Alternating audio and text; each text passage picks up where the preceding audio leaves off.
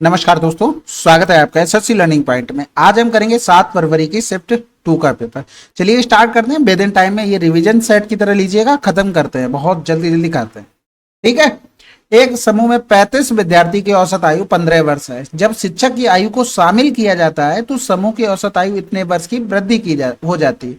शिक्षक की आयु, अब देखो यहाँ पर वृद्धि हो रही है किसमें? एवरेज में। एवरेज का मतलब प्रत्येक में, तो इसका मतलब ये है वो 15 से तो ज्यादा लेके आया, तभी तो एवरेज में वृद्धि हो रही। यानी कि एवरेज की वृद्धि 1.25 कितने लोगों में? 35 प्लस का एक शिक्षक थे, यानी कि 36 लोगों में 1.25 की वृद्धि हो गई। अब अगर हम इसको लिखना चाहें तो बटे में 100 कर सकते हैं।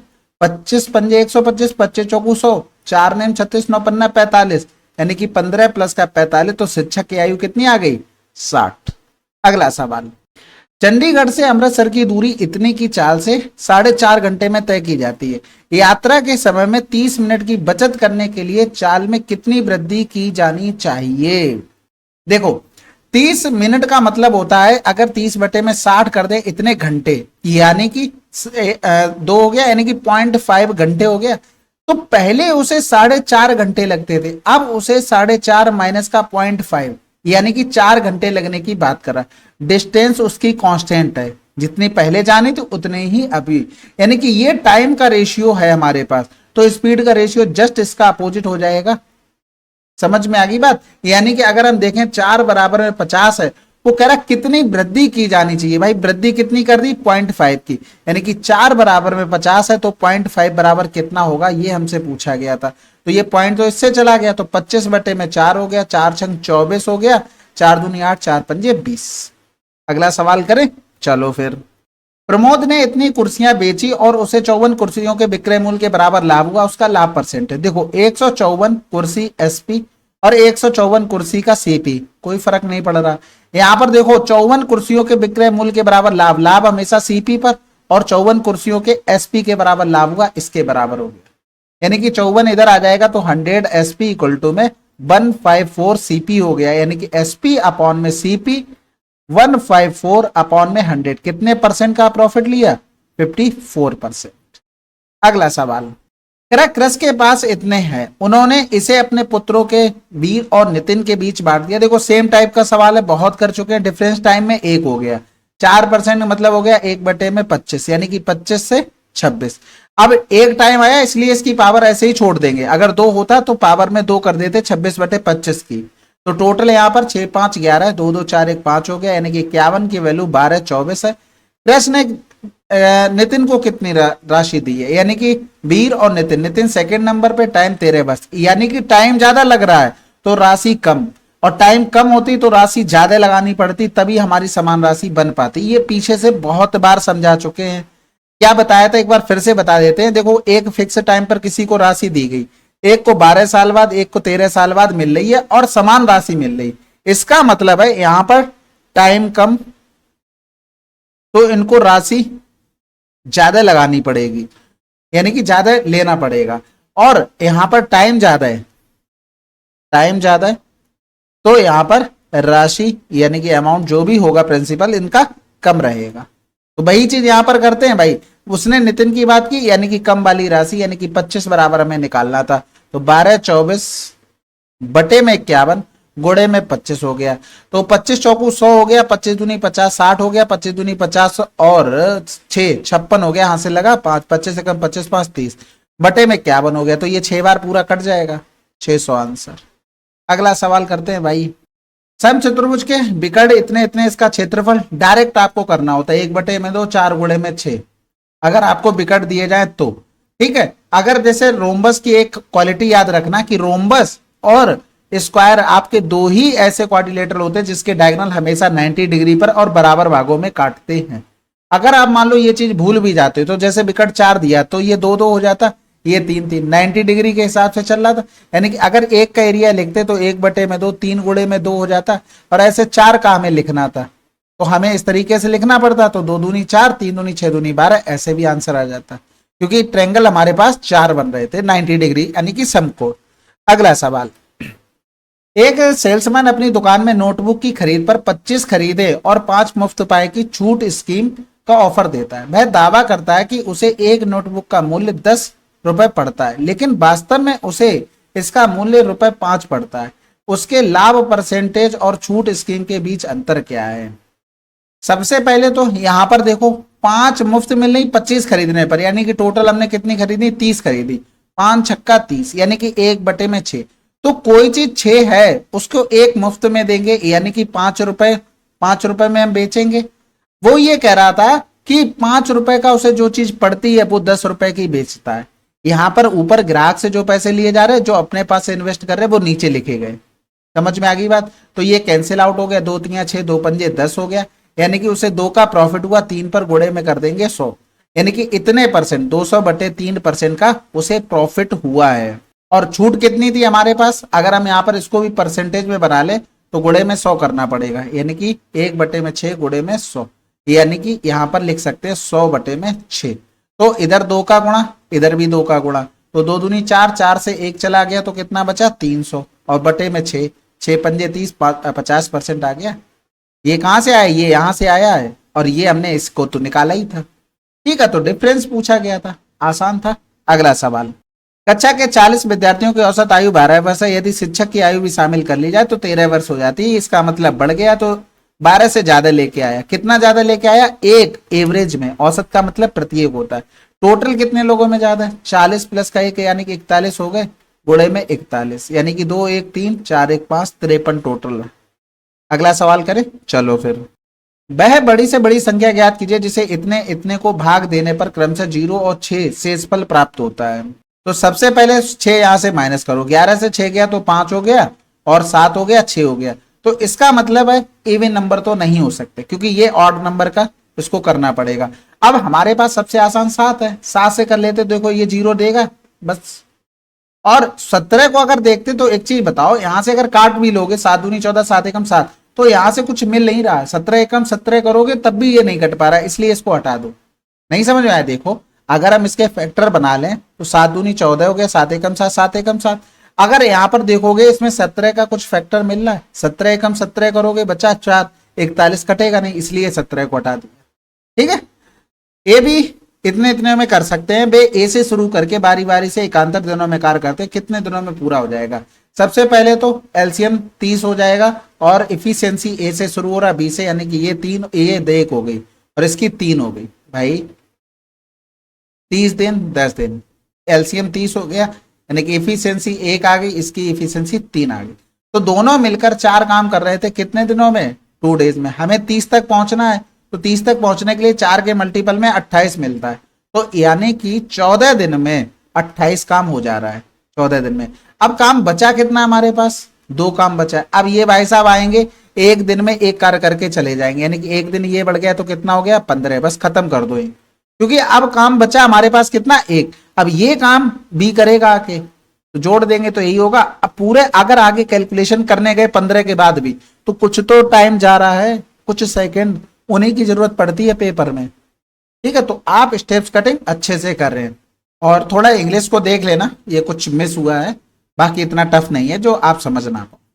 कह रहा है इतनी इतनी लंबाई वाली 2 रेलगाड़ियां एक ही दिशा में इतनी और इतनी की चाल से गतिमान है। पीछे से आ रही तेज चाल वाली रेलगाड़ी द्वारा दूसरी रेलगाड़ी को पूरी तरह से पार करने में कितना समय लगेगा? भाई एक ही दिशा में चलना है, क्योंकि वो पीछे से आ रही है, इसका मतलब एक ही दिशा में, तो ये 10 हो गया, डिफरेंस हो जाएगा स्पीड में। यहां पर करेंगे तो 6 4 10, 3 3 6, 700 हो गया, 700/10 कर देंगे। अब ये किस में आया? इसको चेंज करेंगे 5/18 में, ये बन गया हमारा मीटर प्रति सेकंड में पूरा। अब 60 से भाग कर देंगे तो ये बन जाएगा पूरा मिनट में। समझ में आई? यानी कि 18 ऊपर चला गया, तो इसको लिख लो 700 गुणे में 18 गुणे में 10 गुणे में 5 गुणे में 60 हो गया। तो 6 3 18 हो गया, ये 2 जीरो से 2 जीरो चले गए, 21/5, तो 21 दूनी 42, 4.2, ये हमारा आंसर। भाई ऊपर नीचे दो में, दोनों में 2 2 का गुणा कर दो, आंसर डायरेक्ट आ जाएगा। अगला सवाल, द थर्ड प्रोपोर्शन बताना। देखो कोई 2 नंबर दिए जाए, उसका थर्ड प्रोपोर्शन होता है b²/a। तो हम इसी चीज को यहां से देखेंगे, तो x की पावर में 2.5, इंटू में y की पावर में 0.25, और इंटू में z की पावर में 0.25, ये जाके ऊपर प्लस का बना देगा। ठीक है, इंटू में इसका स्क्वायर करना पड़ेगा 0.25, y की पावर 2 0.25, और इधर हो गया z की पावर में 0.25 और भाग हमें किससे करना पड़ेगा, x की पावर में 2.5 इंटू में z की पावर 3.5 इंटू में y की पावर में माइनस का 1.5, क्योंकि नीचे था ये प्लस का, हमने ऊपर कर लिया इसको माइनस का बना लिया। अब अगर हम देखेंगे तो ये 25 दूनी 50 हो रहा है, यानी कि इसका मतलब हो गया ये वाला अगर टर्म हम लिखेंगे तो x की पावर 0.5 हो जाएगा। अब जब इस चीज को हम नीचे लेके आ गए, यानी कि इसको हम ये भी लिख सकते थे 1 अपॉन में x पावर में 0.5, वो भी किसका, माइनस का। समझ में आ गई बात, यानी कि x की पावर 2.5 माइनस में 0.5, क्योंकि ये दोनों अब नीचे ही लिखे हैं, बेस हमारा सेम है तो पावर ऐड होती है, लेकिन ये माइनस का 0.5 था तो घट जाएगा, यानी कि एक्स स्क्वायर वो भी 1 अपॉन। तो इसका मतलब ये है कि x की पावर 3 तो नहीं होगा। अब हम यहाँ पर देखो एक्स स्क्वायर है, एक्स स्क्वायर है, हमें जेड स्क्वायर पर काम करना है, या जेड क्यूब होगा या जेड स्क्वायर होगा, केवल इसी पर काम करना है। ठीक है, तो हम जेड वाले टर्म पकड़ते हैं, ये जेड वाला टर्म रहा, ये जेड वाला टर्म रहा, तो इन दोनों को जब सॉल्व करोगे तो जेड की पावर में 0.5 आ जाएगा। जब इसको लिखोगे 1 अपॉन में जेड की पावर में माइनस का 0.5 लिख सकते थे। अब यहां पर जब इसको नीचे लेके आ गए तो यहां पर जेड की पावर में 3.5 इंटू में जेड की पावर माइनस का 0.5, क्योंकि ये अपॉन में लिख लिया तो नीचे दोनों मल्टीप्लाई, बेस सेम है तो पावर ऐड हो जाती है, तो ये जेड की पावर क्या आया, 3 आया। तो यही हमारा आंसर। आप वैल्यू पुटिंग करके भी रख सकते थे, एक्स वाई की वैल्यू रखोगे तो आपको कहीं ना कहीं कुछ वैल्यू निकल कर आएंगी, तो वहां से आप ऑप्शन एलिमिनेट करोगे। जब ऑप्शन 2 बचेंगे उसके बाद फिर दूसरे टर्म की आपके वैल्यू मान लो, फिर वहां से ऑप्शन जो निकल कर आ जाए वो आंसर हो जाएगा। ठीक है, तो जैसा आप करना चाहो वैसा कर सकते हो। अगला सवाल करते हैं। वह बड़ी से बड़ी संख्या ज्ञात कीजिए जो इतने इतने को भाग देने पर 7 और 1 शेषफल बचे। तो यहां से 1 घटाओ 6 5 9 1, यहां से 7 घटाओ 13 से 7 गया 6 और 3 9 हो गया। अब ये तो नहीं हो सकता क्योंकि हमें इवन नंबर चाहिए तभी डिवाइड हो पाएंगे ये नंबर पूरे पूरे। सबसे पहले 10, ये भी नहीं होगा क्योंकि 10 होने के लिए हमें लास्ट में 0 होना जरूरी है तभी ये डिवाइड कर पाएगा। यहां पर करेंगे 7 चौक 28 हो गया, और इधर करेंगे तो 4 तियां 12 हो गया। 3 का देख लो दोनों में, यहाँ 3 मिल रहा है, यहाँ पर 6 5 11 12, इसमें भी 3 मिल रहा है, तो 3 टर्म चाहिए था, इसमें 3 नहीं था, हटा दो। अगला सवाल, एक दुकानदार ने इतने में वस्तु खरीदी, 20% के लाभ प्राप्त करने के लिए किस मूल्य पर बेचना होगा। आसान है, 520 गुणे में 120, 12 दूनी 24, 12 पंजे 60 और 60 और 2 62। अगला सवाल कह रहा था 18 और 98 का मध्यानुपाती इतना है तो ए का मान। मध्यानुपाती क्या होता है, रूट में जो भी वैल्यू दी जाए उसका मान दिया गया था 2a प्लस का 6। अब यहां पर इसको लिख सकते थे 9 दूनी 18, इसको लिख सकते थे 2 चौकू 8 और 2 ने में 18, तो 2 बाहर आ जाएगा रूट के, 9 का 3 आ गया, 49 का 7 आ गया, 2a प्लस का 6 हो गया, तो 7 तियां 21 दूनी 42, 42 से 6 चला गया 36, 2a हो गया, तो a बराबर में कितना आ गया 18। अगला सवाल, ये भी आसान है भाई, डिवाइड करेंगे 0.00, 15 चौकू 60 हो गया, माइनस का 9 माइनस का 4 माइनस का 3 गुणे में 6, 6 तियां 18 हो गया, माइनस का 9 4 13 हो गया, इधर करेंगे तो 8 3 11 यानी कि 31, वो भी किसका, माइनस का। ये भी आसान है भाई, 8 चौक बते 4 चौकू 16 माइनस का 9 यानी कि 7, ये तो बहुत आसान होते हैं। मूलधन पर इतने वार्षिक दर से 2 वर्ष की अवधि के लिए साधारण ब्याज इतना है तो मूलधन ज्ञात कीजिए। देखो आपको पता है प्रिंसिपल अगर 100, जो चीज मैं लिख रहा हूं उसको लिखने की जरूरत नहीं पड़ती है आप लोगों को। टाइम आपको 2 वर्ष, तो एसआई कितना हो जाएगा, पीआरटी अपॉन 100 यानी कि 10, तो इसी 10 का मान हमें 524 दिया गया था, हमें 100 का मान निकालना था, यानी कि इसका 10 गुना था। तो आपको इतना पेन चलाना था, आपको सीधे समझना था, 5 दूनी 10 बराबर इतना, 100 बराबर 1 जीरो बढ़ाना था बस। यदि रवि की आय राम की आय से 24% अधिक है तो राम की आय रवि की आय की तुलना में कितने परसेंट कम है। तो 24% यानी कि 4 छंग 24 और बटे में 25, यानी कि अगर राम की आय 25 है तो ये 6 अधिक है, 6 अधिक का मतलब हो गया 31 हो गई। ये हमेशा ध्यान रखना, हिंदी में अधिक लिखने का मतलब आप ये नहीं समझ लेंगे कि अधिक है जब तक इंग्लिश में मोर ना लिखा हो। कभी कभी ऐसा होता है कि ये टाइम्स को भी ऐसे ही रहने देते, तो ये ध्यान रखना थोड़ा। वैसे परसेंटेज में नहीं, ये टाइम्स वाले यानी गुना वाले में ज्यादा होता है, एज वाले में ये दिक्कत आती है, उसमें मोर नहीं लिखते हैं और हिंदी में अधिक लिख देते हैं, तो ये ध्यान रखना, बाकी तो आसानी रहता है। दिक्कत अपने आप से आपको पता लग जाए क्योंकि आंसर ही मैच नहीं होगा अगर ऐसी दिक्कत होगी तो। फिर कह रहा राम की आय रवि की आय की तुलना में कितने कम है। भाई देख लो यहाँ से कितनी कम हो गई, 6 कम हो गई, बटे में किसकी, रवि की तुलना में 31, गुणे में 100 हो गया। आपको यूनिट डिजिट 0 चाहिए, तो देखो अरे नॉर्मली लिखा था, हम कैसे ही बटे करके लिखा था। कह रहा अजय ने HDFC में 4% वार्षिक ब्याज दर पर कुछ धनराशि का निवेश किया। यदि 2 वर्षों के बाद अजय को वार्षिक रूप से चक्रवृद्धि होने वाले चक्रवृद्धि ब्याज के रूप में 204 प्राप्त होता है तो संगत साधारण ब्याज कितना होगा। देखो क्या कह रहा है, चक्रवृद्धि ब्याज 2 साल की इफेक्टिव रेट यानी कि CI की, उसका फार्मूला होता है ये। यानी कि आपको डायरेक्ट लिखना आना चाहिए, यानी कि इसको जो फार्मूला है ना दिमाग में रखते हुए आपको ये चीज डायरेक्ट लिखनी आनी चाहिए। 8.16, ठीक है, इसका मान दिया गया था 204। अब अगर सिंपल इंटरेस्ट देखते तो वो नॉर्मल चलता, कितना हो जाता, 4 इंटू में 2 यानी कि 8 हो जाता। तो 8 बराबर 204 अपॉन में 816 इंटू में 8 इंटू में 100, पॉइंट का ऊपर पहुंच गया, 8 एकम 8, 8 दूनी 16, ये 2 बार, यानी कि 200 हमारा सिंपल इंटरेस्ट आ गया। अब ये चीज, हर चीज किस पे चलती है, आपकी प्रिंसिपल 100 मान के ये सब निकाला जाता है। अगर प्रिंसिपल 100 होगा तो CI हमारा इतना आएगा, अगर प्रिंसिपल हमारा 100 होगा तो SI हमारा ये आएगा। तो ये चीजें ध्यान रखना।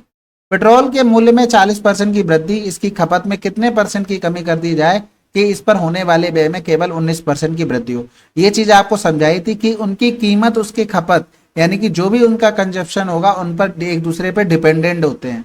कि खर्चा, जैसे मान लो कि 40 रुपए का हमें पेट्रोल मिल रहा है तो आप पेट्रोल से ज्यादा डलवा की गाड़ी से घूमोगे, अब 80 हो जाए तो थोड़ा कम घूमोगे, तो डिपेंडेंट होते हैं। तो इसलिए जो भी चेंज होते हैं वो दोनों पे एक दूसरे पे होते हैं, तो उसको हम डायरेक्ट कर लेते हैं। 100 से 140 हुआ, लेकिन वो 19% ही चाहता है बढ़ाना, तो यहाँ पर कितना कम करना होगा, उसे 21 कम करना होगा। किससे, 140 से, गुणे में हो गया हमारे पास 100, ये कैंसिल आउट हो गया, तो ये 210 हो गया। 14 कम 14 7 बचा, 14 पंजे 70, 15% आंसर। अगला सवाल, चलिए फिर ये हमारे 7 फरवरी की सेकंड शिफ्ट थी, इसके 20 क्वेश्चन आज समाप्त होते हैं। आशा है कि आपको सोल्यूशन पसंद आ रहा होगा, पसंद आता है तो कमेंट बॉक्स में जरूर लिखिएगा। मिलते हैं अगले वीडियो में, तब तक के लिए जय हिंद, जय भारत।